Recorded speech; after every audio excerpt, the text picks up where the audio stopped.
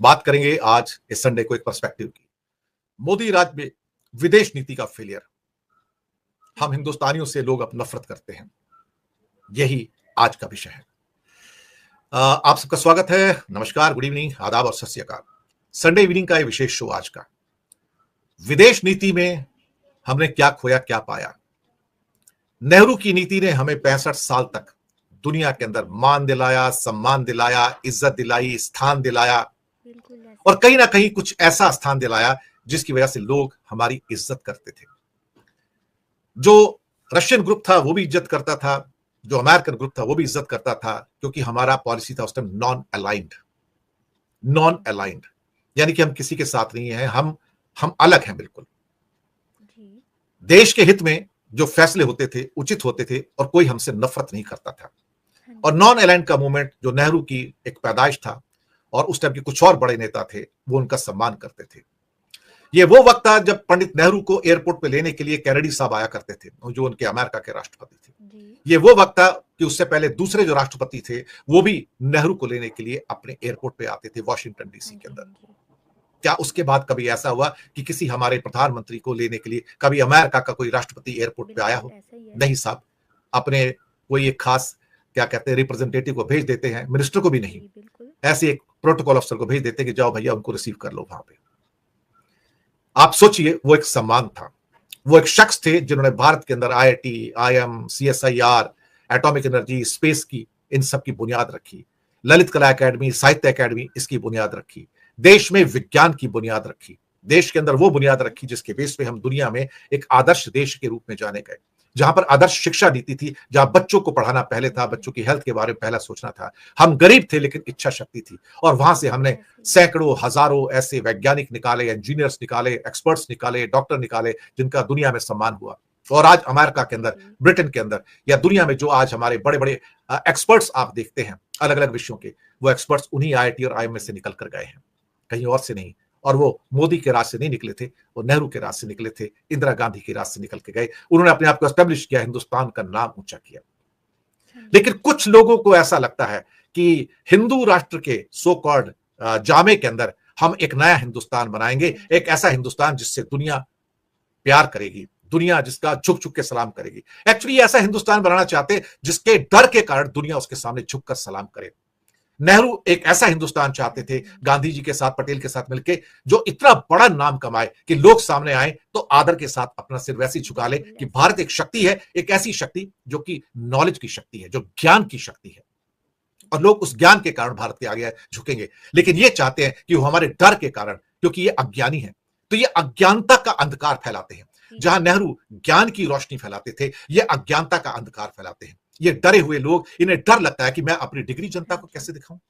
Degree मैंने जनता को दिखा दी तो मेरा उपहास होगा, मेरी हानि होगी, इतना डर अंदर से है। यानी कि कहीं मेरी असली जानकारी लोगों के सामने ना आ जाए, मेरा सच सामने ना आ जाए। उस जमाने में तो Mahatma Gandhi my experiment with truth लिखते थे, यानी कि मेरी जिंदगी का जो सच है वो भी लिखा। क्या मोदी अपनी जिंदगी का सच कभी लिख सकते हैं?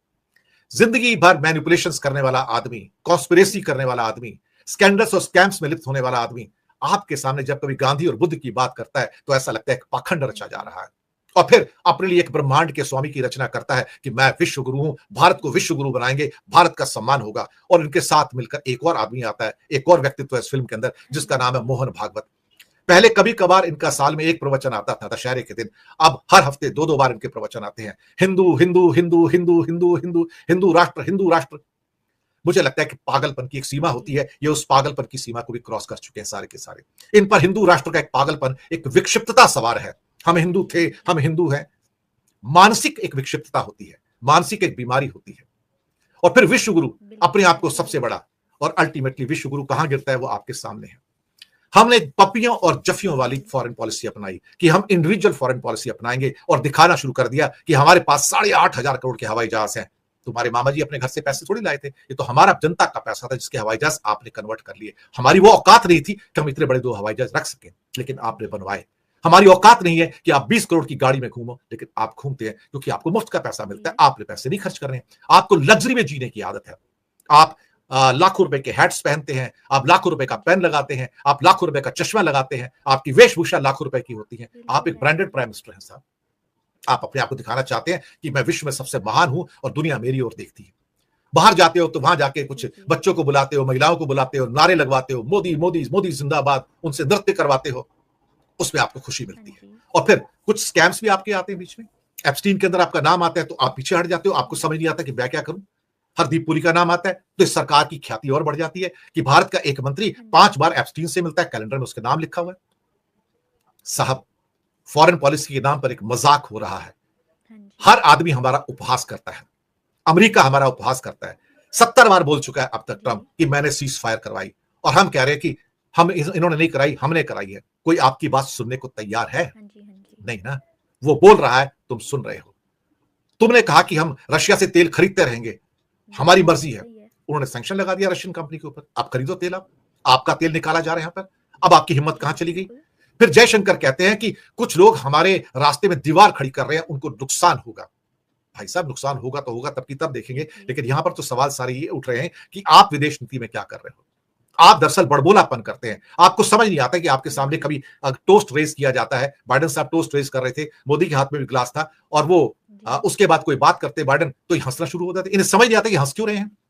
तो बाइडेन उनसे कहते हैं, एम आई किडिंग, मैं मजाक कर रहा हूं क्या? इनको समझ नहीं आता कि बाइडेन ने क्या कहा। ये और जोर से हंसते हैं और इनके अंधभक्त कहते हैं, क्या हमारे लिए जरूरी है कि हम उनके प्रोटोकॉल फॉलो करें? तो ग्लास मत लो हाथ में, फिर खड़े रहो पीछे जाके।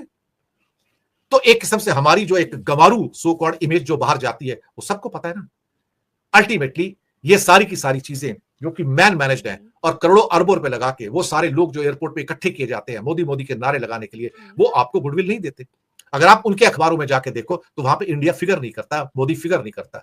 बल्कि ऑफ लेट अब ऐसा हो गया कि हम भारतीयों ने वहां जाके भी अपने सैफरन झंडे उठाने शुरू कर दिए, यानी कि भगवा झंडा वहां भी उठा लिया, और भगवाकरण के चक्कर में हमने अपनी भद पिटवा ली।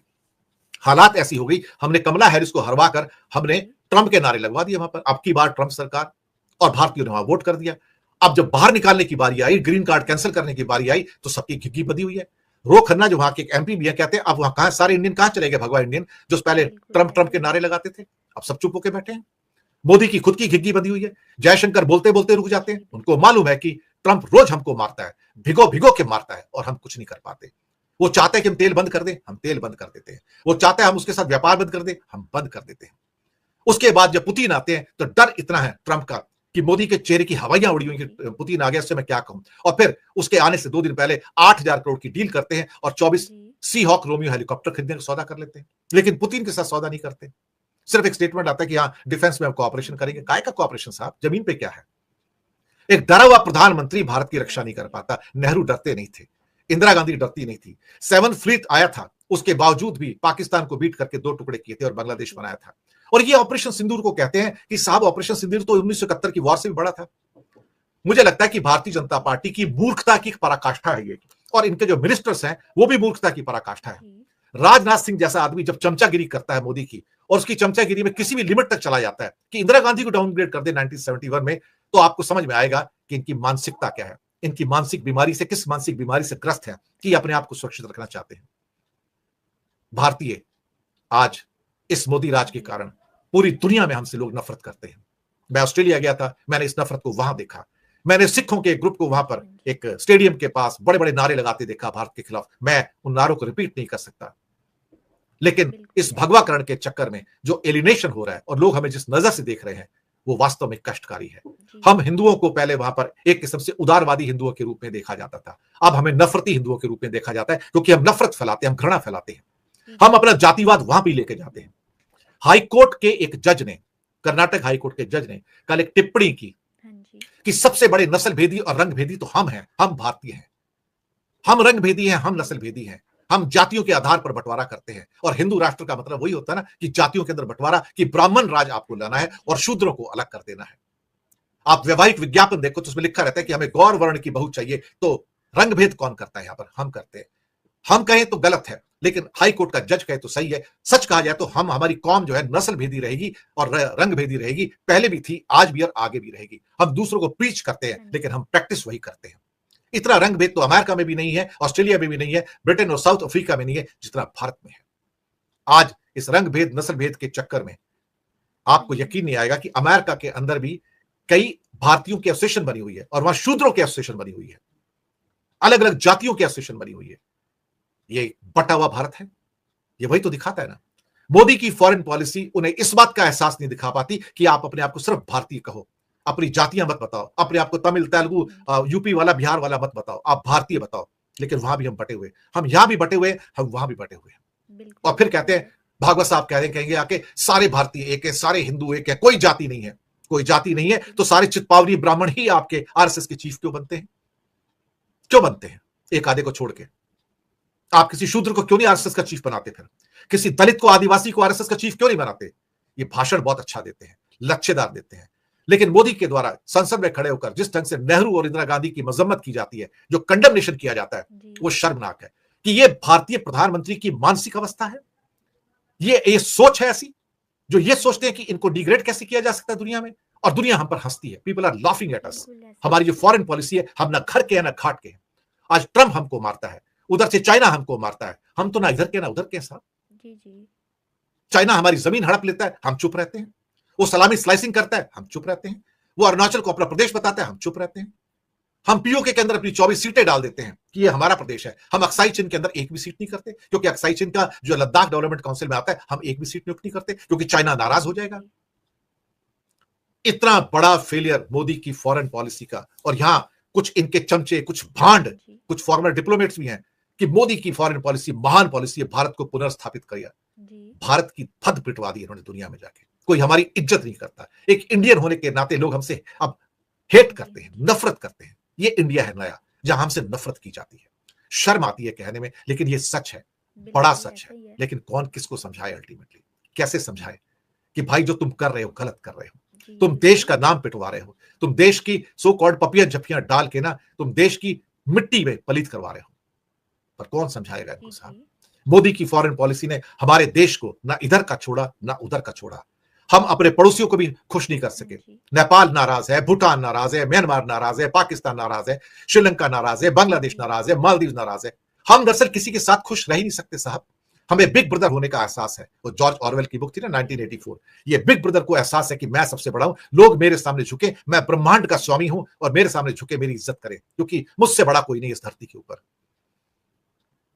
आसुरी शक्तियों का राज आ चुका है, सहना पड़ेगा, थोड़ा वक्त और लगेगा, लेकिन नेचर ही इसका अल्टीमेटली निदान करेगी। और ऐसे वक्त आते हैं, पहले भी आते थे, आगे भी आएंगे। लेकिन नेहरू की फॉरेन पॉलिसी जिंदा थी और जिंदा है, और आज भी इन्हें जब कभी मुसीबत होती है, नेहरू और गांधी का मुखौटा ही ओढ़ना पड़ता है। दूसरा कोई रास्ता नहीं है ना, दूसरा कोई रास्ता नहीं। अल्टीमेटली अपने ब्लंडर्स को छुपाएंगे तो छुपाएंगे कैसे? शुक्रिया आपका बहुत बहुत, और बने रहिएगा हमारे साथ। चैनल को सब्सक्राइब कीजिएगा। हो सके तो छोटी छोटी आर्थिक मदद जरूर कीजिएगा। रिसर्च बेस्ड पत्रकारिता को आपकी मदद की जरूरत होती है। नीचे डिस्क्रिप्शन में हमने यूपीआई नंबर और बैंक अकाउंट नंबर दोनों दिए हैं। किसी एक को चुनकर छोटी सी मदद करेंगे तो अच्छी पत्रकारिता को बचाने में आप हमारे सहयोगी भी बनेंगे। बहुत बहुत धन्यवाद। हंसते रहिए, खेलते रहिए, मुस्कुराते रहिए। Thank you very much. Video देखने का शुक्रिया। चैनल को सब्सक्राइब करें और देखते रहें। खान सा न्यूज़ लॉन्चर।